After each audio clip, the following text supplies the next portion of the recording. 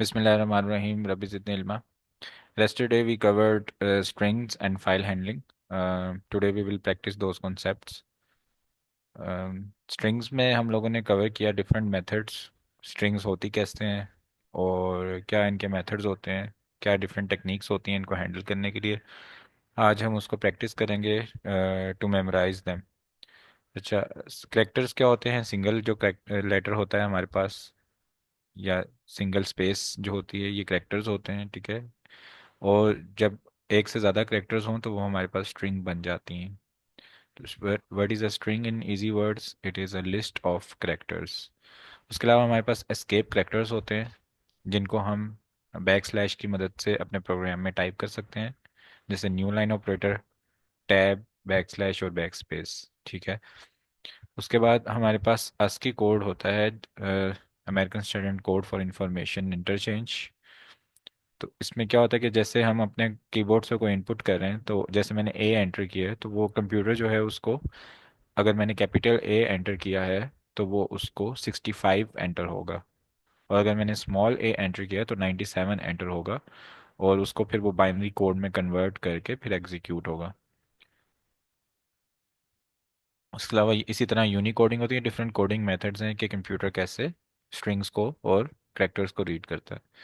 अच्छा, स्ट्रिंग होती क्या है ये अभी हमने देख लिया कि अब ये जो स्ट्रिंग होती है इसको हम सीक्वेंस ऑफ कैरेक्टर्स की तरह विजुअली प्रेजेंट कर सकते हैं, ठीक है, जैसे यहाँ पर बॉक्सेस की फॉर्म में, जिसकी वजह से क्या फ़ायदा होता है कि हम इसके जो डिफरेंट सिंगल कैरेक्टर्स होते हैं उनके ऊपर बारी बारी आइटरेट कर सकते हैं। जैसे एच को मैं अलग से रीड कर सकता हूँ, ए को अलग से, एस को अलग से, जैसे लिस्ट में इंडेक्सिंग होती है। और special type of list of characters होते हैं ये, और इंडेक्स जो है अगर उसके थ्रू मैंने इसको असेस करना है तो उसके लिए मैं स्क्वायर ब्रैकेट्स यूज़ करूंगा जो कि लिस्ट में जैसे यूज़ होती हैं। उसके बाद हमने देखा कि IEPL जो होता है हमारे पास, जो प्रिंट लूप होता है हमारे पास, reading and execution print loop, जैसे जैसे हम एंटर करते जाते हैं वो एग्जीक्यूट होता जाता है और उसके बाद दोबारा से एक लूप में इसी तरह चलता रहता है। तो उस प्रोग्राम में उन्होंने एक एंटर करके दिखाया है कि हम एक टर्मिनल में अगर एंटर करें किसी लिस्ट स्ट्रिंग को, तो उसके बाद हम उसके इंडेक्स नंबर 9 पर जब असेस कर रहे हैं तो हमारे पास वी रीड हो रहा है। उसके बाद हम स्लाइसिंग भी कर सकते हैं कॉलम्स की मदद से, ठीक है। इसको हम देख लेते हैं जो अभी तक हमने रीड किया है प्रैक्टिस करके।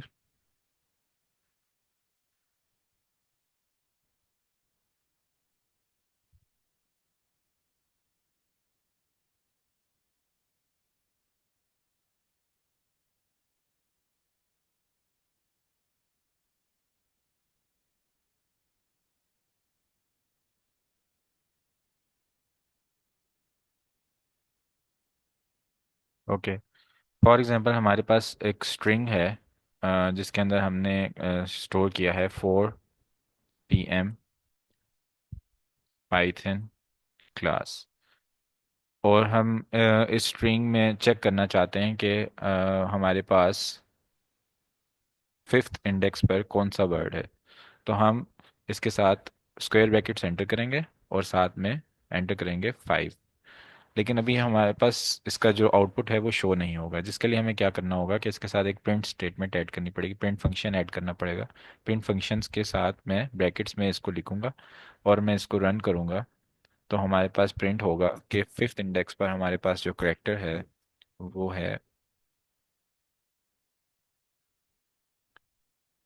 पी, ठीक है। जैसे फॉर एग्जांपल 4 PM और डिफरेंट क्लासेस हैं, 4 PM Python class, DSA class, तो हम फिफ्थ करेक्टर रीड करके देख सकते हैं कि ये कौन सी क्लास है। अगर ये पी आए तो इसका मतलब ये पाइथन की क्लास है, अगर डी आए तो इसका मतलब, जैसे इसको अगर हम इस तरह लिखते हैं, एक और स्ट्रिंग बनाते हैं,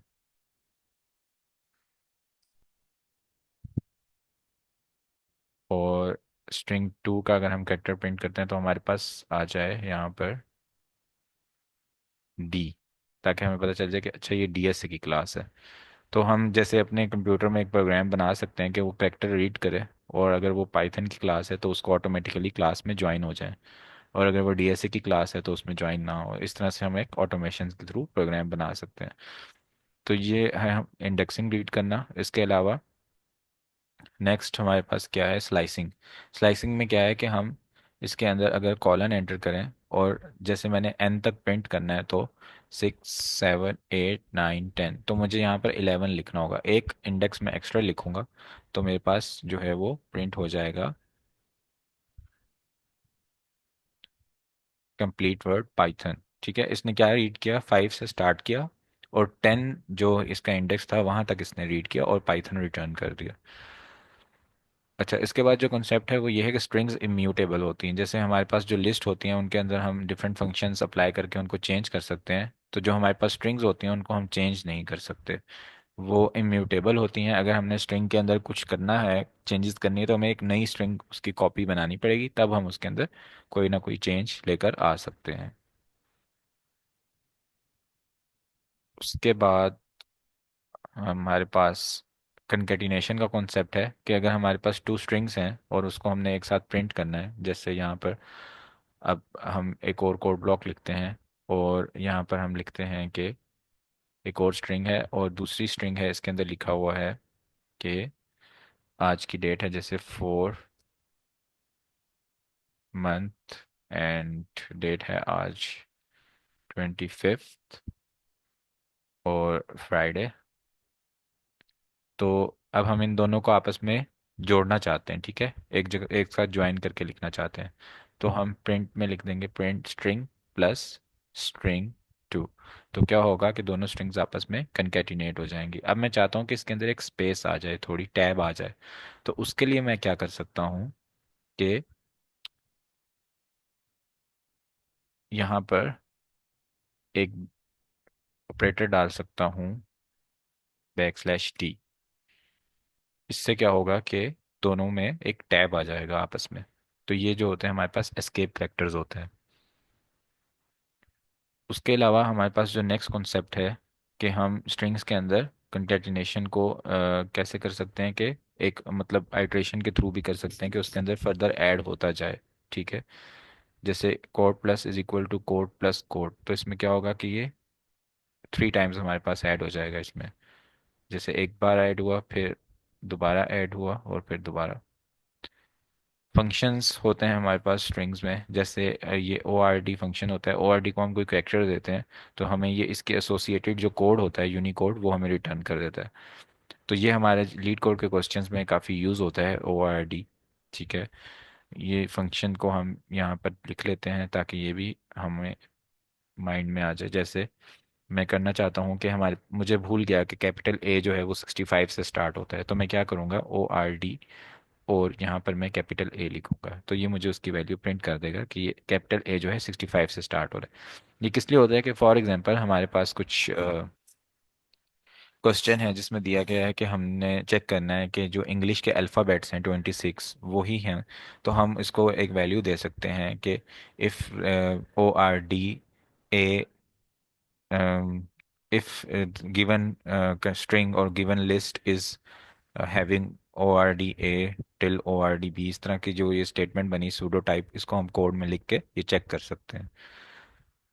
जैसे कंडीशंस डिफरेंट लीड कोड के क्वेश्चंस में आती हैं। उसके अलावा इक्वल टू का साइन होता है, इससे ये चेक करता है कि जो ट्रू स्ट्रिंग्स हैं वो इक्वल हैं या नहीं। और इसके अलावा अल्फ़ाबेटिकल ऑर्डर चेक करता है लेस देन या ग्रेटर देन के ऑपरेटर। ठीक है, और हम स्ट्रिंग्स को सॉर्ट भी कर सकते हैं। जब हम उनको सॉर्ट करते हैं तो फिर क्या होता है, जो एस की कोडिंग होती है उस लिहाज से स्ट्रिंग सॉर्ट हो जाती है।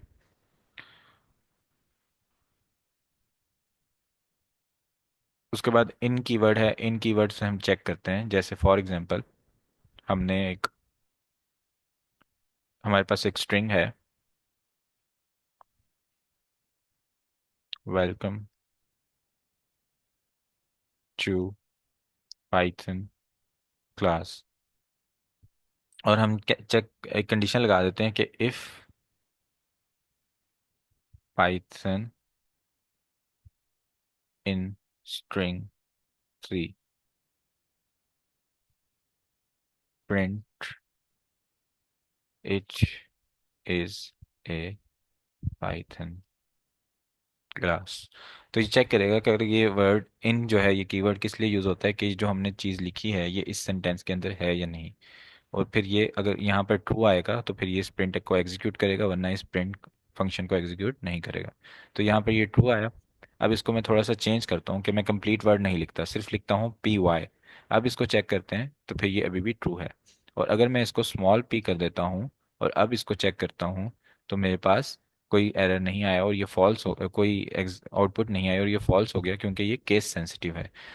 अगर मैं इसको स्ट्रिंग को लोअर कर दूं पहले से, इसके साथ एक फंक्शन लगा दूं लोअर, वो क्या करेगा कि इस स्ट्रिंग को पहले लोअर कर देगा और फिर चेक करेगा पी वाई है या नहीं, तो फिर ये ट्रू हो जाएगा, क्योंकि उसने पहले उसको लोअर किया और फिर उसके अंदर चेक किया। तो लोअर अपर ये भी डिफरेंट फंक्शंस होते हैं जो हम स्ट्रिंग के साथ यूज़ करते हैं। उसके अलावा स्ट्रिंग पर आइट्रेशन जैसे लिस्ट पर होती है वैसे ही हम करते हैं, और हम हर करेक्टर पर, फॉर ईच का मतलब है कि ईच करेक्टर पर हम अलग अलग आइट्रेट कर सकते हैं। उसके बाद हम रिवर्स भी कर सकते हैं किसी स्ट्रिंग को। जैसे हमारे पास एक यहाँ पर स्ट्रिंग है और मैं चाहता हूँ कि फॉर एग्जांपल हमारे पास एक स्ट्रिंग है, स्ट्रिंग 6 कह देते हैं इसको, या बल्कि स्ट्रिंग 4 कह देते हैं, is equal to car race. अब मैंने चेक करना है कि ये स्ट्रिंग जो है वो रिवर्स में भी इसी के इक्वल होती है या नहीं। ठीक है, कार रेस को अगर मैं रिवर्स कर दूं तो तब भी कार रेस बनता है या नहीं। तो इसको मैं क्या कर सकता हूँ रिवर्स करने के लिए, कि मैं इसको, इसकी जो इंडेक्सिंग है उसके ज़रिए से इसको रिवर्स कर सकता हूँ। ठीक है, कैसे? कि जो मैंने इंडेक्सिंग यूज़ की उसमें मैं इनिशियल और फर्स्ट वैल्यू, इनिशियल वैल्यू और लास्ट वैल्यू ना दूं, सिर्फ जो उसकी स्टेपिंग है उसको -1 कर दूं। तो क्या होगा कि मेरी स्ट्रिंग जो है वो रिवर्स होकर प्रिंट हो जाएगी। अगर मैं इसके आगे से ई मिटा दूं और अब इसको चेक करूं, तो ये एक रिवर्स में भी वैसी ही बनती है जैसी ये ओरिजिनल स्ट्रिंग है। यानी ये एक की लीड कोड का क्वेश्चन होता है पैलिंड्रोम, कि पैलिंड्रोम चेक करें कि ये है या नहीं। यानी जब रिवर्स करते हैं तब भी ये उसी तरह रहती है या नहीं। तो हम इस तरह से इस लॉजिक के जरिए उसको चेक कर सकते हैं कि हम इसको रिवर्स करें और रिवर्स करके चेक करें कि वो भी उसके इक्वल है या नहीं है। तो इस तरह से हम स्ट्रिंग को रिवर्स कर सकते हैं। लोअर अपर हमने डिस्कस किया है। स्प्लिट फंक्शन होता है एक, जो उसको एक लिस्ट बना देते हैं। फॉर एग्जांपल हमारे पास एक स्ट्रिंग है, हम इसको स्ट्रिंग को कॉपी कर लेते हैं यहाँ से।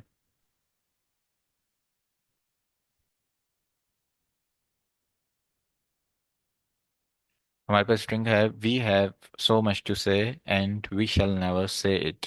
और मैं चाहता हूँ कि मैं इसके जो करेक्टर्स हैं उनको एक लिस्ट बना दूँ, तो उसके लिए मैं स्प्लिट का फंक्शन यूज़ कर सकता हूँ। जैसे मैं कहता हूँ प्रिंट कोट डॉट स्प्लिट, और एम्प्टी ब्रैकेट्स रखूंगा तो ये बाय डिफ़ॉल्ट समझेगा कि स्पेस बार के लिहाज से मैंने इसको स्प्लिट करना है। अब जब मैं इसको रन करूंगा तो ये हमारे पास स्पेलिंग मिस्टेक आई है इधर। ओके, अब जब मैंने इसको रन किया तो क्या हुआ कि मेरे पास जो सारी स्ट्रिंग थी वो लिस्ट की फॉर्म में डिवाइड हो गई एज पर स्पेस बार्स। अगर मैं यहाँ पर चाहता हूँ कि ये जहाँ पर कोमा आ रहा है इस लिहाज से ये डिवाइड हो, स्पेसिस के लिहाज से ना हो, बल्कि यहाँ तक एक बन जाए लिस्ट का एलिमेंट, इससे पीछे और इससे आगे एक और एलिमेंट बन जाए, तो मैं इसको डेलीमीटर पास कर दूंगा कोमा, कि आप कोमा के लिहाज से इसको डिवाइड कर दें। तो हम देख सकते हैं यहाँ पर कि हमारे पास इस जो नई लिस्ट बनी है इसको कोमा के लिहाज से उसने डिवाइड किया है, और सिर्फ हमारे पास दो एलिमेंट्स इस लिस्ट में आए हैं। इसी तरह हम यहाँ पर कोई भी ऑपरेटर ऐड कर सकते हैं। ठीक है, डॉट एंटर किया तो हमारे पास सिर्फ एक ही एलिमेंट आया, और दूसरा जो एलिमेंट है वो हमारे पास एम्प्टी आया है, क्योंकि डॉट पर ये स्ट्रिंग खत्म हो गई है।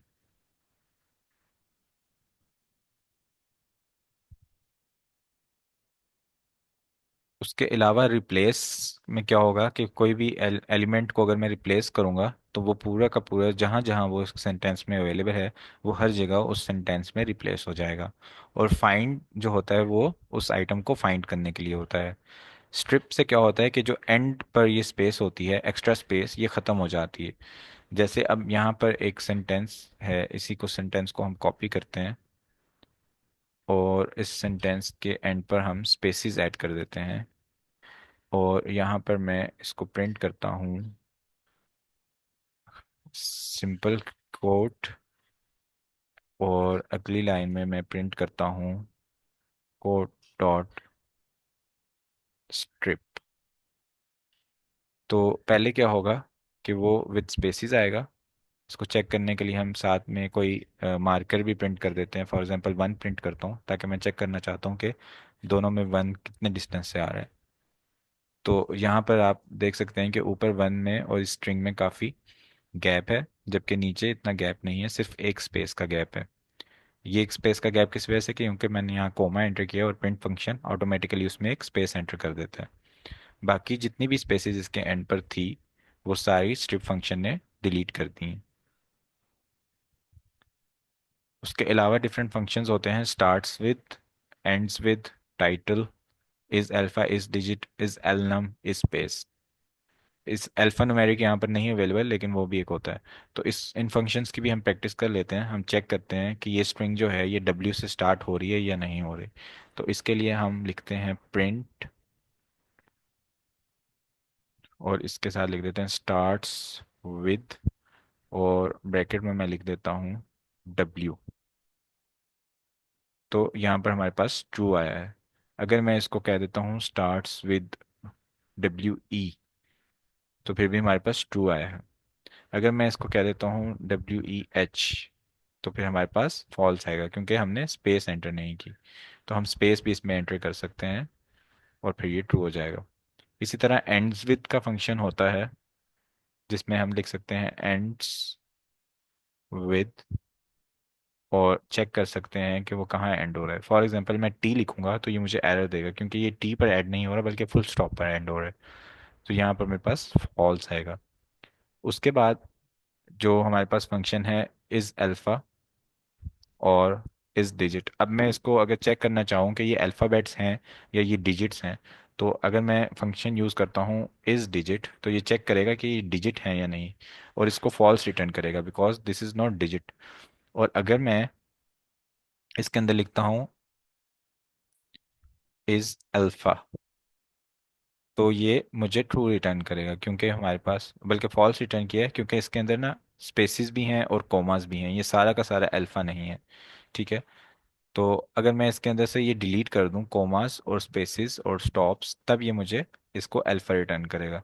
ठीक है। फॉर एग्जांपल मैं यहाँ पर एक और लिख देता हूँ इसको चेक करने के लिए, code two is equal to never. और अब इसको चेक करते हैं, तो ये हमारे पास, जस्ट अ सेकेंड,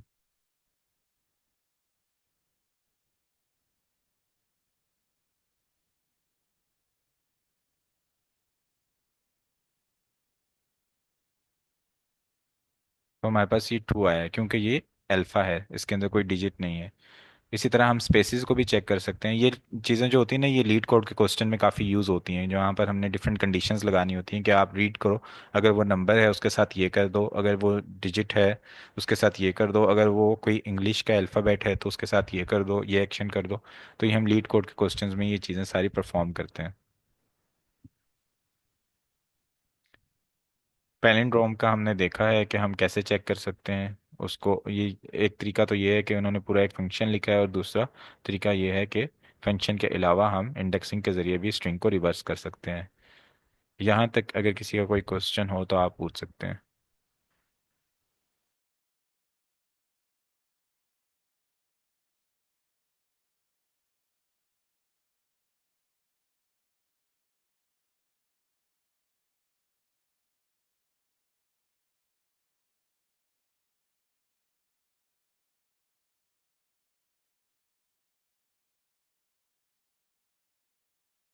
अच्छा, इसके अलावा कल हमने देखा फाइल हैंडलिंग। फाइल हैंडलिंग में क्या होता है कि हमने ये देखा कि हम फाइल से कैसे डाटा रीड कर सकते हैं।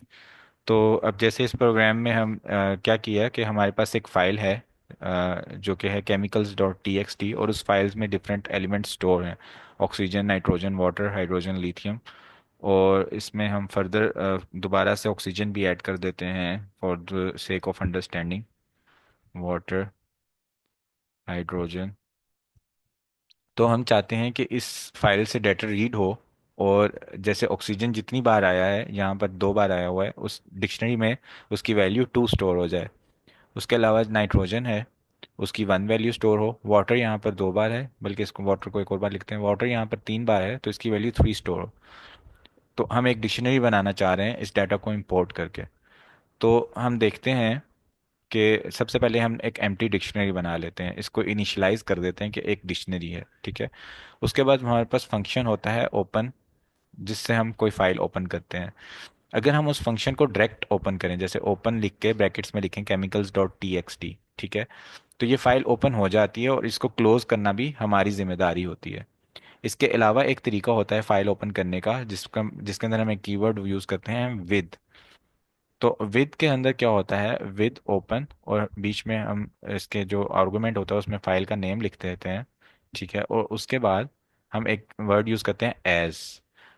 और यहाँ पर हमने जो वेरिएबल जैसे फाइल इज इक्वल टू किया था, तो यही वेरिएबल हम फाइल यहाँ पर अगर लिखें तो क्या होगा कि अब फाइल जो है वो जब ओपन होगी और उसके अंदर विद ओपन एज फाइल लिखा है, तो एज फाइल कीवर्ड वो ओपन हो जाएगी। उस फाइल के साथ मैं कोई मेथड्स कर सकता हूँ जो भी मैं करना चाहता हूँ। और वो करने के बाद जब मैं जैसे जो भी मैं चीज़ें लिखूंगा वो इसके अंदर आएंगी, जितनी भी स्टेटमेंट्स या मेरे फंक्शंस होंगे या एग्जीक्यूशंस होंगी। जैसे ही मैं इस से बाहर आऊंगा, अपनी इंडेंटेशन पीछे मूव करूंगा, तो ये फाइल ऑटोमेटिकली क्लोज हो जाएगी। यहाँ पे जो चीज़ें होंगी वो रन होंगी, और यहाँ आने के बाद फाइल विल ऑटोमेटिकली क्लोज। तो यहाँ पर हम लिख देते हैं कि फाइल विल ऑटोमेटिकली क्लोज। और जो ये वाली सिचुएशन है इसके अंदर क्या होगा कि we have to close file manually. अच्छा, अब फाइल हमने ओपन की, और फाइल ओपन करने के बाद हमने देखा कि हम उसके अंदर क्या करना चाहते हैं कि जो ये हमारे पास सारे आइटम्स हैं इनको हम बारी बारी रीड करना चाहते हैं। तो सबसे पहले जब मैं फॉर लूप लगाऊंगा तो ये पूरी की पूरी लाइन इसके अंदर रीड होगी। यानी यहाँ पर अगर मल्टीपल लाइंस हों, जैसे एक लाइन ये है और नीचे एक और लाइन है और एक और लाइन है और एक और लाइन है, तो फॉर लूप क्या करेगा कि बारी बारी लाइन वाइज इसको रीड करेगा। जैसे एक स्ट्रिंग होती है उसमें वो बारी बारी कैरेक्टर वाइज रीड करता है, या लिस्ट में एलिमेंट एलिमेंट वाइज रीड करता है। तो जो फाइल होगी उसमें वो लाइन वाइज रीड करेगा, ठीक है। अब इसके अंदर एक लाइन है, तो यहाँ पर मैंने इस लाइन को रीड किया फॉर लाइन इन फाइल। तो क्या हुआ कि ये लाइन जो है मेरे पास पूरी की पूरी रीड हो गई। अब मैं चाहता हूँ कि ये जो लाइन पूरी की पूरी रीड हुई है इसमें मुझे ना अलग अलग एलिमेंट्स का पता चल जाए। तो उसके लिए मैं क्या करूँगा कि इस जो लाइन बनी है इसकी एक लिस्ट बना दूंगा, ठीक है। वो लिस्ट बनाने के लिए मैं क्या करूँगा कि सबसे पहले तो मैंने स्पेसिस खत्म कर दी इसके अंदर से। ये जो स्पेस बार हैं, ये नहीं बल्कि एंड पर भी हमारा सॉरी जो हाँ जो स्पेस बार हैं इनको मैंने स्प्लिट की कमांड दी। इसको स्प्लिट में डेलीमीटर अगर मैंने कुछ नहीं दिया तो एज सिंपल एक स्पेस का डेलीमीटर आएगा। तो वो क्या करेगा, उसको एक लिस्ट बना देगा। उसने क्या किया, उसको एक लिस्ट बना दिया। अगर मैं ये आर्गुमेंट नहीं देता तब भी वो एक लिस्ट बन जाएगी। अब जब वो लिस्ट बन गई, अब मैं उस लिस्ट पर आइटरेट करूंगा फॉर आई इन वर्ड, यानी बारी बारी उस लिस्ट के हर एलिमेंट पर मैं आइटरेट करूंगा। और उसके बाद चेक करूंगा कि वो वर्ड इस केमिस्ट्री वाले डिक्शनरी में है या नहीं।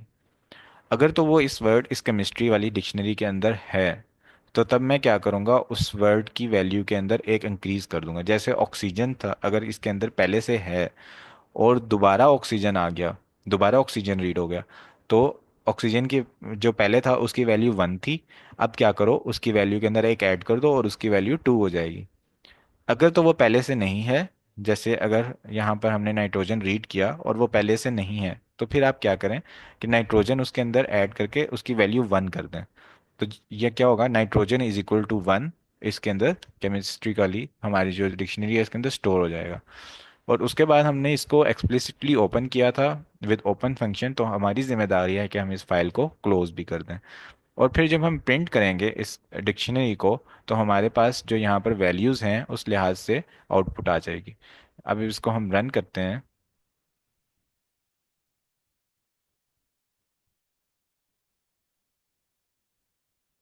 तो हमारे पास ये डिक्शनरी एज अ आउटपुट आ गई है। अब हम इस डिक्शनरी के साथ जो भी अपना वर्क करना चाहते हैं हम कर सकते हैं।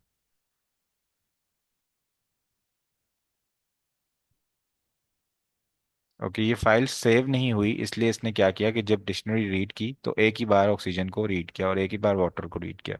जब हम इस फाइल को सेव कर देंगे यहाँ से, और सेव करने के बाद इसको ओपन करेंगे दोबारा से, तो हमारे पास वैल्यूज इस तरह से आ गई कि वाटर 3 बार है, हाइड्रोजन 2 बार और ऑक्सीजन 2 बार। अच्छा, अब फॉर एग्जांपल एक और सिचुएशन आती है जिसके अंदर हमारे पास इस तरह से, हम ये नहीं देखना चाहते कि ऑक्सीजन कितनी बार है या नाइट्रोजन कितनी बार है या वाटर कितनी बार है। हमने एक वैल्यू दी हुई है ऑक्सीजन की और नाइट्रोजन, हम चाहते हैं कि वो वैल्यू डिक्शनरी में हम स्टोर करें।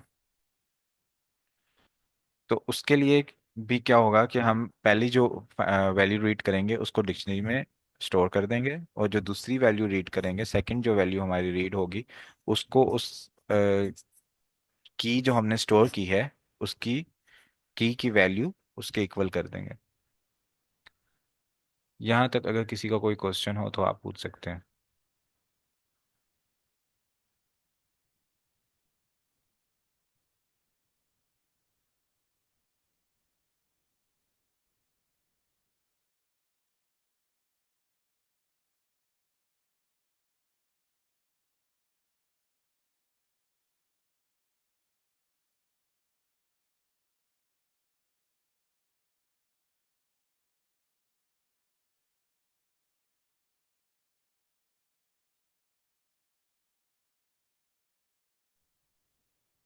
ओके, अगर यहाँ तक कोई क्वेश्चन नहीं है तो हम नेक्स्ट टॉपिक पर मूव करते हैं।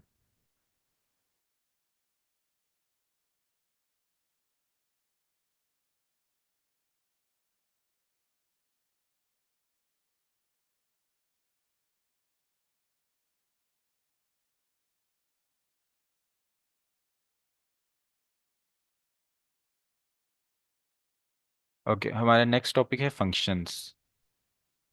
जब भी हम प्रोग्रामिंग करते हैं तो हम 6 to 7 लाइंस का कोई कोड लिखते हैं। फॉर एग्जांपल, मैंने यहाँ पर एक कोड लिखा जिसमें मेरे पास एक वेरिएबल आया, वेरिएबल इज इक्वल टू 5। ठीक है, अब मैं इसके साथ कुछ काम कर रहा हूँ कि मैं कहता हूँ कि आप क्या करो, वेरिएबल की वैल्यू में एक ऐड कर दो, और उसके बाद इस वेरिएबल को आप डिवाइड कर दो 3 से, और उसके बाद 3 से डिवाइड करने के बाद आप ये करें कि वेरिएबल को चेक करें कि वेरिएबल जो है वो डिविजिबल बाय 2 है या नहीं। अगर तो डिविजिबल बाय 2 है तो आप रिटर्न कर दें कि हमारे पास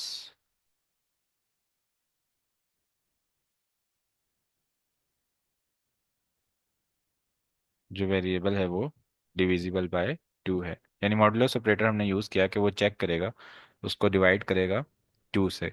2 से डिवाइड करने के बाद वो चेक करेगा कि अगर मैंने 2 से डिवाइड किया तो मेरे पास रिमाइंडर क्या आ रहा है। रिमाइंडर अगर 0 आ रहा है तो उसका मतलब 2 से डिवाइड है, कंप्लीट।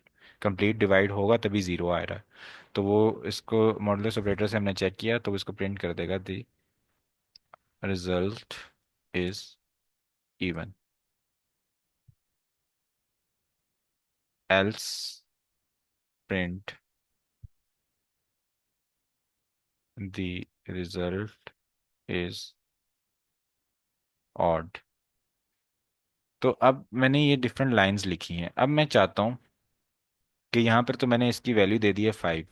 अब मैं चाहता हूँ कि इस ये जो कोड मैंने लिखा है ना, कोड ब्लॉक, इसको मैं बार बार यूज़ करूँ। मतलब अब कोई और वेरिएबल की वैल्यू है उसके लिए भी मैं इसको यूज़ कर लूँ। जैसे एक हम लोग प्रिंट फंक्शन यूज़ कर रहे होते हैं या कोई स्ट्रिंग्स के फंक्शंस यूज़ कर रहे होते हैं, तो वो किसी न किसी ने वो फंक्शन लिखे होते हैं। ORD का फंक्शन है, तो किसी न किसी ने ये फंक्शन लिखे होते हैं, उसके अंदर वैल्यू स्टोर की होती है कि जब फंक्शन की ब्रैकेट में ये चीज़ आए तो आप ये रिटर्न कर देना, ये चीज़ आए तो ये रिटर्न कर देना। तो इसी तरह हम भी एक फंक्शन लिख सकते हैं। जैसे प्रिंट के अंदर हम ये आर्गुमेंट पास करें तो प्रिंट फंक्शन कुछ ना कुछ रिटर्न करे। तो हम भी एक फंक्शन लिख सकते हैं कि जब हम उसके अंदर 5 पास करें तो ये सारा कुछ उसके साथ हो और ये सारा रिजल्ट आ जाए। तो ये जो सारा कोड ब्लॉक मैं एक जगह पर लिख रहा हूँ और उसको बार बार अपनी मर्जी से एग्जीक्यूट कर सकता हूँ डिफरेंट वैल्यूज देकर, तो इस चीज़ के लिए एक चीज़ जो हम यूज़ करते हैं उसको कहते हैं फंक्शन। ठीक है। फंक्शंस जो हैं वो काफ़ी ज़्यादा यूज़फुल होते हैं प्रोग्रामिंग में। और बिल्ट इन फंक्शंस भी होते हैं प्रोग्राम्स में जिनको हम यूज़ करके अपने टास्क को इजी बना सकते हैं। और उसके अलावा यूज़र डिफाइंड फंक्शन भी होते हैं कि हमने कोई अगर फंक्शन डिफाइन करना है, खुद अपनी मर्जी से उसके अंदर कोई स्टेप्स इंक्लूड करने हैं, तो उसको कहते हैं यूज़र डिफाइंड फंक्शन। तो अभी हम देखेंगे कि फंक्शंस को कैसे बिल्ड करते हैं। और कॉम्प्लेक्स प्रोग्राम्स में हेल्प करेगा। जब हम यहाँ सीखेंगे तो हम एम्पावर हो जाएंगे और कॉम्प्लेक्स प्रोग्राम्स हम लिखने के काबिल हो जाएंगे। अच्छा, अभी हमने देखा कि एक फंक्शन कॉल कैसे करते हैं। अभी तक हमने फंक्शन कॉलिंग की कि क्या करते हैं, हम एक फंक्शन का नाम लिख देते हैं और ब्रैकेट में कोई ना कोई वैल्यू लिख देते हैं जिसको हम पैरामीटर कहते हैं या आर्गुमेंट कहते हैं प्रोग्रामिंग की लैंग्वेज में। तो ये होती है फंक्शन कॉलिंग। ठीक है। अब हमें इसकी अगर ज़रूरत नहीं है जानने की, तो कि हम कैसे कॉलिंग कैसे वर्क कर रही है, कि कैसे कॉल हो रहा है, लेकिन हमें ये जानने की ज़रूरत है कि करता क्या है, आउटपुट इसका क्या है। तो क्या करता है ये कि हमारे ये मैसेज ले लेता है जो भी हम इसके अंदर एंटर करते हैं और स्क्रीन पर उसको राइट कर देता है। बस इतना ही मुझे पता है कि इस फंक्शन ने ये करना है और इसके इस्तेमाल के लिए इतनी ही मुझे ज़रूरत है। अब हो क्या रहा है, जब मैंने इसको कॉल किया, अंदर क्या स्टेप्स लिखे हुए थे, वो स्टेप्स बारी बारी क्या चले, मुझे इससे कोई फ़र्क नहीं है। मैंने बस फंक्शन कॉल की और अपना काम निकाल लिया। जिसने वो फंक्शन बनाया उसको इससे गर्ज है कि उसने वो कैसे बनाया। तो इस तरह जो मैं फंक्शन बनाऊंगा यूज़र डिफाइंड, उसका मुझे पता होना चाहिए मैंने कैसे बनाना है। तो बिल्ट इन फंक्शंस तो काफ़ी होते हैं, लेकिन हमें अपना भी कुछ काम करवाना है, नई चीज़ें बनानी है। तो हम एडिशनल फंक्शंस डिफाइन कर सकते हैं जो कि हम चाहते हैं कि हमारा प्रोग्राम यूज़ करे और जब चाहें हम उस प्रोग्राम में उसको कॉल कर सकें। तो फंक्शन डेफिनेशन जो होती है वो फंक्शन डेफिनेशन के वर्ड से ही हमें पता चल रहा है कि हम फंक्शन डिफाइन कर रहे हैं। तो ऐसा पार्ट ऑफ कोड है कि जो न्यू फंक्शन को डिफाइन करता है और जब हम इसको कॉल करना चाहें हम कॉल कर सकते हैं। अच्छा, पार्ट्स ऑफ फंक्शन क्या होते हैं। सबसे ऊपर तो हमारे पास फंक्शन की डेफिनेशन होती है। ठीक है, जैसे ये DEF का वर्ड होता है, इसका मतलब है डिफाइन। ये कीवर्ड है डिफाइन। जब मैं ये लिखूंगा प्रोग्राम में तो प्रोग्राम को पता चल जाएगा कि इसके बाद मैंने एक फंक्शन डिफाइन करना है। उसके बाद उसके अंदर एक हेडर होगा, एक बॉडी होगी और एक रिटर्न स्टेटमेंट होगी। सबसे पहले हेडर आएगा, फिर बॉडी आएगी और फिर रिटर्न स्टेटमेंट आएगी। तो हेडर तो यही है जो हमारे पास फंक्शन डिफाइन हो रहा है। इसके बाद फंक्शन की बॉडी है। फंक्शन बॉडी से मुराद मतलब यहाँ पर थोड़ा मतलब इसको इंग्लिश के उसमें ऐसे की फॉर्म में लिख दे कि ऐसे में जिस तरह बॉडी और कंक्लूजन और इंट्रोडक्शन होता है, तो इसी तरह इसको डिफाइन करने की कोशिश की है। लेकिन इसको अगर आप इग्नोर भी करें तो सबसे पहले हम क्या करते हैं, एक डिफाइन कीवर्ड लिखते हैं। उसके बाद हम नेम लिख देते हैं फंक्शन का कि हम अपने फंक्शन का नाम क्या रखना चाहते हैं। फिर हम ब्रैकेट लगा के उसके अंदर पैरामीटर्स लिखते हैं कि इस फंक्शन को पास क्या होगा, क्या इंटीजर पास होगा, फ्लोट पास होगा, कोई स्ट्रिंग पास होगी, क्या चीज़ इसको पास होगी। तो मैं इसको यहाँ पर वो पैरामीटर्स बता देता हूँ। उसके बाद हम कॉलन का साइन लगाते हैं जिससे क्या होता है, पता चल जाता है कि अब जो स्टेटमेंट्स आएंगी एंटेशंस के साथ वो इसका हिस्सा है। फिर फंक्शन बॉडी में मैं डिफरेंट स्टेटमेंट्स ऐड कर देता हूँ कि ये जो मेरे पास पैरामीटर आया, आप उसके साथ ये कर दो। फॉर एग्जांपल पैरामीटर आया 5, तो अब आप 5 को मल्टीप्लाई कर दो फलां चीज़ से, फिर उसको डिवाइड कर दो, फिर अला बला जो भी आप करना चाहते हैं। और एंड पर एक स्टेटमेंट होती है रिटर्न स्टेटमेंट। रिटर्न स्टेटमेंट क्या करते हैं कि जो फंक्शन होता है हमारे पास, अब फंक्शन ने जो काम किया, फॉर एग्जांपल एक वॉशिंग मशीन है, वो वॉशिंग मशीन में आपने कपड़े डाले, ठीक है, ये पैरामीटर्स हैं कपड़े। तो वो कपड़े जो हैं वो धुल के निकलेंगे। ठीक है। तो ये कपड़े यहाँ पर डले, उसके बाद उसने उसको वॉश किया, उसके बाद उसने रिंस किया, स्पिन किया, और उसके बाद आपको रिटर्न कर दिए वो धुले हुए कपड़े। मतलब आप उससे एक्सपेक्ट करेंगे कि वो कुछ ना कुछ आपको रिटर्न करे। अगर तो वो फंक्शन रिटर्न करना चाहे तो कर सकता है। अगर आपने रिटर्न स्टेटमेंट ऐड नहीं करनी, आप चाहते हैं बस मैंने जो वैल्यू पास की है उसके साथ अब कोई एक्शन करो, बेशक कोई चीज़ रिटर्न ना करो, तो ऐसा भी हो सकता है। और एक फंक्शन की जो रिटर्न टाइप होती है वो नन हो सकती है कि वो बस फंक्शन जो है वो कुछ ना कुछ एग्जीक्यूशन लाजमी कर रहा है पैरामीटर के साथ, लेकिन एंड पर उसकी जो रिटर्न है वो नन टाइप है। अच्छा, अब बारी बारी हम सारी चीज़ों को देखते हैं कि बॉडी क्या होता है, रिटर्न क्या होता है, हेडर क्या होता है। फंक्शन हेडर जैसे मैंने बताया, define keyword, name of the function and parameters. Define keywords computer को बताता है कि अभी हम जो चीज़ लिखने लगे हैं, कि हम एक फंक्शन डिफाइन करने लगे हैं। फिर हम एक नेम उसका बना देते हैं, जहाँ पे जिस जगह पे इसके अंदर नेम ऑफ फंक्शन लिखा हुआ है यहाँ पर हम नेम लिख देते हैं अपनी मर्जी का। फिर हम हर फंक्शन को एक यूनिक नेम देते हैं जो दूसरे फंक्शन से इसको डिफरेंशिएट करता है। और वेरिएबल्स का भी वो नेम यूज़ नहीं करते जो फंक्शंस का नेम है, ताकि प्रोग्राम कंफ्यूज ना हो कि अब उसने कोई वेरिएबल की वैल्यू लेकर आनी है या कोई फंक्शन को कॉल करना है। तो हम चाहते हैं कि डिफरेंट हम उसका नेम यूज़ करें। और पैरेंथेसिस के बीच में जैसे मैंने पैरामीटर्स का बताया कि हम पैरामीटर्स एंटर करते हैं। तो फंक्शन अगर हम एक ही नाम से ढेर सारे बना दें, जैसे यहाँ पे तो लिखा हुआ है कि डिफरेंट यूनिक नेम्स होते हैं, ऐसा भी हो सकता है हम एक ही नाम से ढेर सारे फंक्शन बना दें। उस कॉन्सेप्ट को कहते हैं फंक्शन ओवरलोडिंग। यानी मैंने फंक्शन के नेम को ओवरलोड कर दिया है, उसके ढेर सारे फंक्शन बना दिए हैं। Remember how some of the functions we have used, like print. इसके अंदर एक या एक से ज़्यादा आर्गुमेंट आता है प्रिंट के अंदर। तो ये जो आर्गुमेंट होते हैं ये पैरामीटर्स के को कोरस्पॉन्ड कर रहे होते हैं। कोरस्पॉन्ड करने के साथ ये क्या होता है कि इसके अंदर कोई वैल्यू असाइन हो जाती है पैरामीटर को। ठीक है, जैसे फंक्शन कॉलिंग में क्या होता है कि फंक्शन का नाम लिखा और ब्रैकेट में कुछ वैल्यू लिखी, तो वो वैल्यू असाइन हो जाएगी इस पैरामीटर को, और फिर उस वैल्यू के ऊपर फंक्शन अपना काम करेगा। अ, जब फंक्शन लिखते हैं तो parameter as a placeholder value act करता है, which are expecting from the function call. यानी ये नहीं है कि ये जो पैरामीटर यहाँ पे लिखा हुआ है तो ये मुझे एक पैरामीटर नाम का वेरिएबल बनाना पड़ेगा और उसमें वैल्यू देनी पड़ेगी, ऐसा नहीं है। ये सिर्फ एक प्लेस होल्डर है। प्लेस होल्डर से मुराद कि ये सिर्फ एक निशानी लगा दी हमने कि इसके जो पैरामीटर्स आएंगे वो इस तरह ब्रैकेट्स के अंदर आएंगे। उसके अंदर हम कुछ भी पास कर सकते हैं, ज़रूरी नहीं है कि मैंने पैरामीटर्स लिख के ही पास करना है, मैं कोई वैल्यू भी अपनी मर्जी से उस टाइम पर पास कर सकता हूँ। तो इस वजह से ये सिर्फ एक प्लेस होल्डर है, कोई फिक्स चीज़ नहीं है ये। अच्छा, ये हमें हेल्प करता है कि हम डिफरेंट पोटेंशियल इनपुट्स के ऊपर फंक्शन चला सकें। फिक्स नहीं हुआ, सिर्फ एक प्लेस होल्डर रहा, तो हमें हमारी हेल्प हो गई कि हम कुछ भी इसको इनपुट दे दें। इसकी हम एग्जांपल भी देखेंगे यहाँ पर। अच्छा, अब यहाँ इस मौके पर आकर ये रियलाइज करना भी ज़रूरी है कि आर्गुमेंट्स और पैरामीटर्स के अंदर क्या डिफरेंस होता है। पैरामीटर्स जो होते हैं वो वेरिएबल्स होते हैं फंक्शन हेडर डेफिनेशन में, जैसे ये पैरामीटर्स हैं। Arguments are the values that will eventually be assigned to each of those parameters. यानी डिफाइन करते हुए जो मैंने चीज़ें लिखी वो पैरामीटर्स हैं, और कॉल करते हुए जब मैं कोई चीज़ इस ब्रैकेट के अंदर लिख रहा हूँ तो वो आर्गुमेंट हैं। Just like with arguments multiple parameters are separated by commas. तो क्या होता है कि अगर मैंने उस फंक्शन को बताना है कि आपके पास एक से ज़्यादा पैरामीटर आएंगे, फॉर एग्जांपल एक फंक्शन है सम, तो उसको मैंने बताना है कि आपके पास दो वैल्यू आएंगी और आपने उनका सम करना है।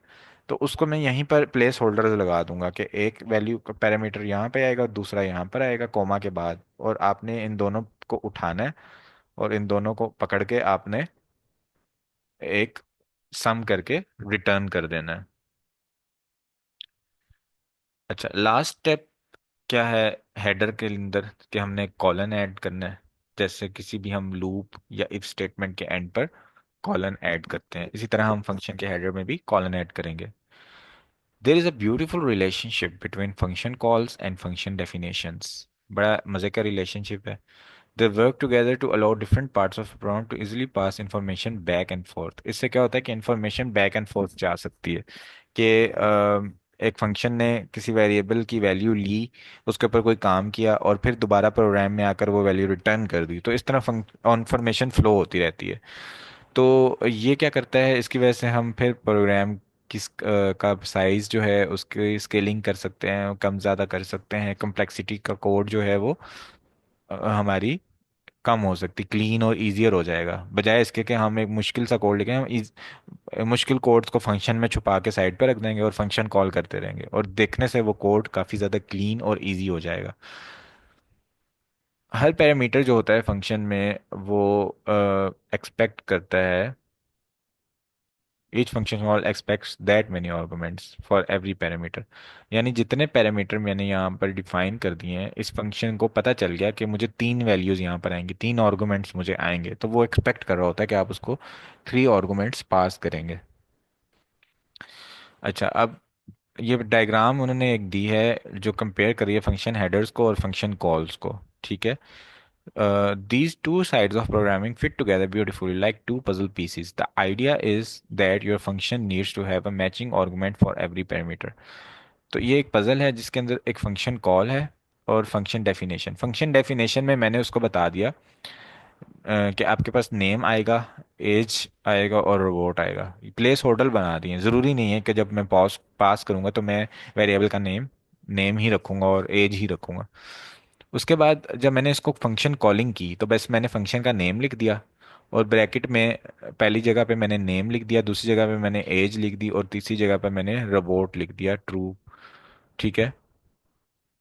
तो ये उसके जो यहाँ पर पैरामीटर्स हैं उसके अंदर ये वाले आर्गुमेंट जाके फिक्स हो रहे हैं। कैरल नेम की जगह जा रहा है, 22 एज की जगह जा रहा है और ट्रू रोबोट की जगह जा रहा है। ये इस तरह से एक पजल बनी हुई है जो कि हमें समझाना चाह रहे हैं कि कैसे आर्गुमेंट्स और पैरामीटर्स आपस में रिलेट करते हैं। अच्छा, उसके अलावा क्या होता है कि फंक्शन हेडर कमेंट्स कमेंट्स तो हमारे प्रोग्राम का वैसे ही हिस्सा हैं, हमने हर जगह प्रोग्राम में कमेंट्स ऐड करने होते हैं। तो इसीलिए फिर हम इस फंक्शन हेडर्स में भी कमेंट्स ऐड कर देते हैं, जिससे हम बता देते हैं कि इसके अंदर इस तरह के पैरामीटर आ रहे हैं और ये फंक्शन जो है ये काम करता है और ये चीज़ रिटर्न कर देता है, ताकि अगर कोई बंदा फंक्शन देखे तो उसको कोड समझने के बजाय ऊपर बस कमेंट पढ़ के समझ आ जाए कि ये फंक्शन जिसने लिखा उसका मेन मकसद क्या था, वो क्यों लिखना चाह रहा था, ये फंक्शन असल में क्या काम कर रहा है। तो convention of good programming style is to add function header comments to the top of every, जो ही मैंने बात की वही यहाँ लिखी हुई है। तो मल्टीपल लाइन कमेंट्स के लिए हमने सीखा हुआ है कि हम थ्री कोटेशन मार्क्स ऐड करते हैं, सिंगल कोट्स, जिससे हम मल्टीपल लाइन कमेंट्स ऐड कर सकते हैं। जहां पर अब एक जनरल कन्वेंशन के तौर पर हमने बताया कि name of the function does this. For example print function है तो मैं यहाँ लिख देता हूँ print function write statement on the screen. Parameters लिख देता हूँ मैं कि it parameter it can take a parameter string as a parameter, integer as a parameter, float as a parameter और any other function as a parameter. Return में मैं description दे देता हूँ कि this function will return the output of the given parameter on the screen. तो इस तरह से हम एक स्टैंडर्ड कन्वेंशनल तरीके से कमेंट लिख देते हैं। ये इसको याद करने की बिल्कुल भी ज़रूरत नहीं है, आप अपनी मर्जी से भी कमेंट लिख सकते हैं कि बस अगले बंदे को समझ आ जाए कि आप कहना क्या चाह रहे हैं। हेडर्स जो होते हैं वो काफ़ी यूज़फुल होते हैं, उनको समझ में आ जाती है दूसरे बंदे को, और सिंप्लिसिटी जो है आप शो करने के लिए कोड स्निपेट्स जो हैं वो शो कर रहे हैं। हम एक हेडर कमेंट नहीं डालेंगे इसके अंदर, ये कह रहे हैं कि हम हर बार इस तरह से पूरा पूरा कमेंट नहीं डालेंगे इस डॉक्यूमेंट के अंदर, लेकिन असल में आप डाल दें तो अच्छी बात है। ये चाह रहे हैं कि इनकी जगह कम लगे और सिंप्लिसिटी रहे प्रोग्राम में, और आपको ये ना लगे कि यार इतना ज़्यादा कोड आ गया मैं इसको कैसे सीखूं। बॉडी जो है वो मेन पीस होता है फंक्शन का, यही बॉडी ही बताती है कि इस फंक्शन ने करना क्या है, और यही कोड होता है जो फंक्शन कॉल होने के बाद रन होता है, और इसी के अंदर फंक्शन अपनी सारी कंप्यूटेशन करता है। और कोई कंडीशन भी ऐड कर सकते हैं, फेल स्टेटमेंट भी ऐड कर सकते हैं, कुछ प्रिंट करना है बस वही कर दो, या कोई लूप चलाना है लूप भी चला सकते हैं। जो नॉर्मल प्रोग्रामिंग में हम चीज़ें करते हैं वो सारी चीज़ें हम फंक्शन के अंदर कर सकते हैं। हमारे ऊपर डिपेंड करता है, हम इसके बॉस हैं जो भी हम अपने फंक्शन से करवाना चाहें। पैरामीटर्स हम बस उसको बता देंगे क्या क्या आपके पास आएंगे और क्या क्या फंक्शन ने करना है वो बता देंगे, और बॉडी जो है वो हेडर के नीचे लिखी होगी, इंटेंड होगी उसके अंदर, ताकि वो सेपरेट हो बाकी प्रोग्राम से। यानी इसका कहने का मतलब ये है कि जो मेरी डिफाइन हो रहा है यहाँ से, तो यहाँ से ही मैं अपनी वो इस जगह से अपनी मैं स्टेटमेंट स्टार्ट नहीं करूँगा, बल्कि आइडेंटिशन दे दूंगा आगे। जैसे हम किसी भी इफ स्टेटमेंट में या लूप में आइडेंटिशंस ऐड करते हैं, इसी तरह हम अपने फंक्शन में ऐड करेंगे, ताकि उसको पता चल जाए कि ये फंक्शन के अंदर की चीज़ है, फंक्शन के अंदर रन होनी है, अलग से नहीं है। अच्छा, रिटर्न स्टेटमेंट है इसके बाद। When a function is finished, the program returns to wherever the function was called and continues from there. क्या होगा कि मैंने अब फंक्शन कॉल किया एक प्रोग्राम के अंदर, तो फंक्शन तो रन होगा बैक पर मेरे सामने। क्या होगा, रन होने के बाद उसी प्रोग्राम के अंदर मैं वापस ही रहूंगा। ये नहीं कि मैं किसी और फोल्डर के अंदर या किसी और फाइल या किसी और प्रोग्राम या किसी और आईडी में चले जाऊंगा, बल्कि मैं उसी जगह पर रहूंगा और वहां पर ही मैं जो मेरा फंक्शन है काम शाम करके मुझे रिटर्न कर देगा। Exiting a function happens either when program reaches the last line of the function। या तो हम फंक्शन तब खत्म होता है कि जब फंक्शन असल में ही खत्म हो गया, जितना मैंने लिखा था वो लास्ट लाइन पे पहुंच गया। और when executing a return statement inside of the function, या फिर फंक्शन के अंदर मैंने रिटर्न स्टेटमेंट ऐड की हुई, जैसे ही पहली रिटर्न स्टेटमेंट आएगी वो फंक्शन वहाँ खत्म हो जाएगा। फॉर एग्जांपल मैंने एक फंक्शन बनाया और उसके अंदर चार इफ एल्स जो है ना वो कंडीशंस लगा दी। तो पहली इफ कंडीशन के अंदर अगर मैंने रिटर्न लिखा, दूसरी में भी लिखा, तीसरी में भी लिखा। फॉर एग्जांपल पहली रिटर्न स्टेटमेंट, पहली जो इफ एल्स वाली जो पहली मेरी इफ स्टेटमेंट थी वो रॉन्ग हो गई, वो फॉल्स हो गई, तो पहला कोड तो रन नहीं हुआ। उसके बाद अगली एल्स इफ स्टेटमेंट पे आया, वो भी फॉल्स हो गई, वो भी रन नहीं हुई। तीसरी एल्स इफ स्टेटमेंट पे आया तो वो ट्रू हो गई और वो उस प्रोग्राम ने रन कर दिया और उसके अंदर मैंने रिटर्न लिखा हुआ था। तो अब क्या होगा कि वो फंक्शन अगर उसके बाद जितनी भी एल्स इफ हैं या जितने एल्स हैं या जो भी है फंक्शन के अंदर, उसको रन नहीं करेगा।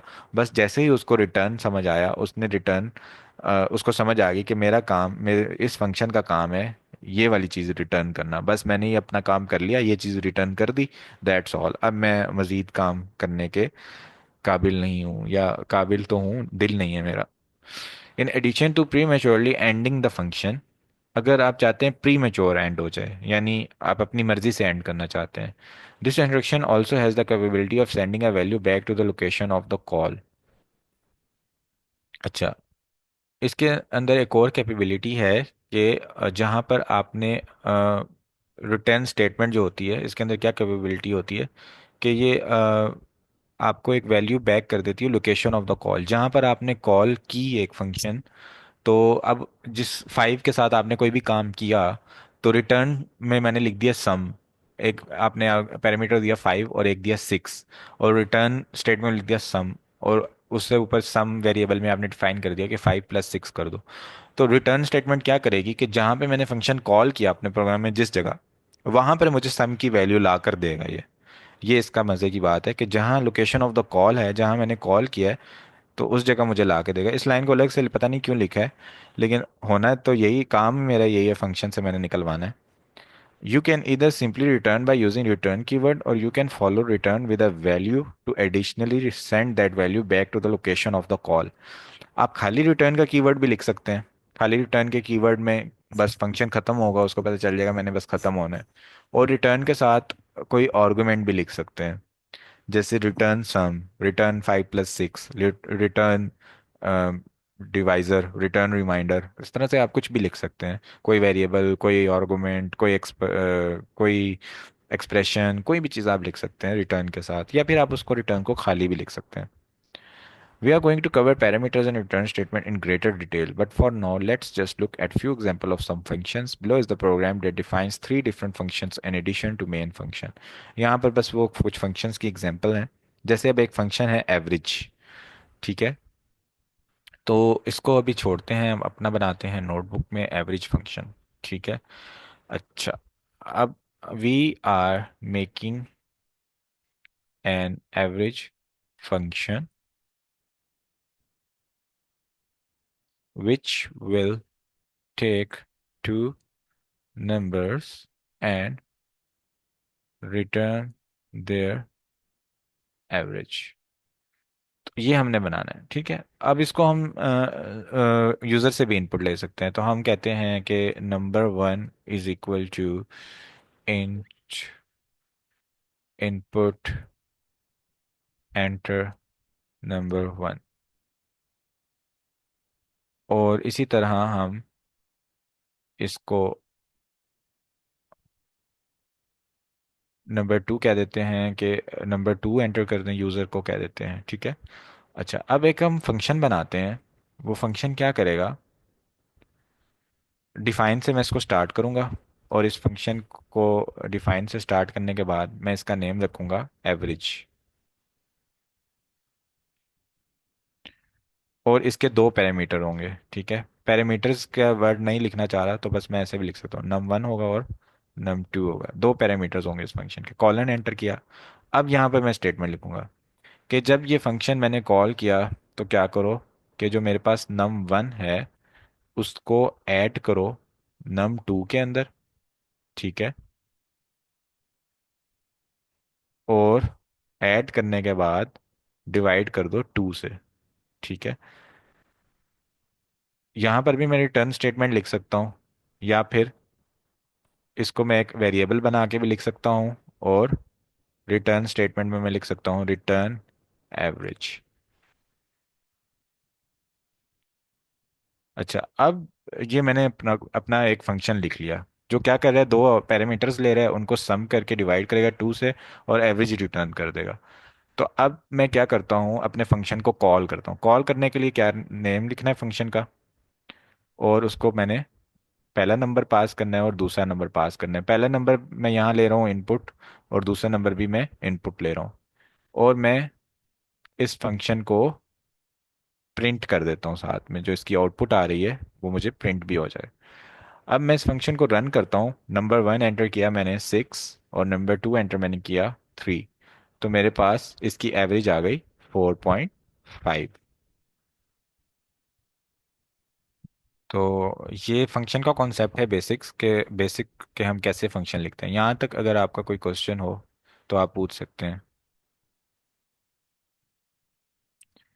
हमारे पास आज एक ही पार्टिसिपेंट है, मैम मरियम। मैम मरियम, आपको मेरी आवाज़ क्लियर है तो आप बता सकती हैं कि आपको ये समझ आ गई है कॉन्सेप्ट की।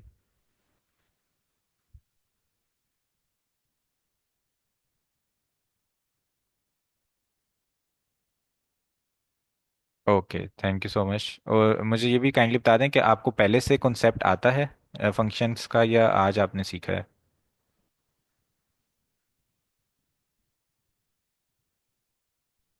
अच्छा, पहले से नहीं आता, दैट्स ग्रेट कि आपने आज लर्न किया और आपको समझ भी आ गई है, क्योंकि ये ट्रिकी कॉन्सेप्ट होता है और जल्दी समझ नहीं आता लोगों को।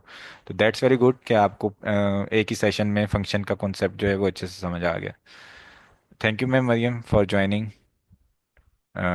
आज आप ही हमारे पार्टिसिपेंट हैं, only the single listener. Take care, अल्लाह हाफिज़।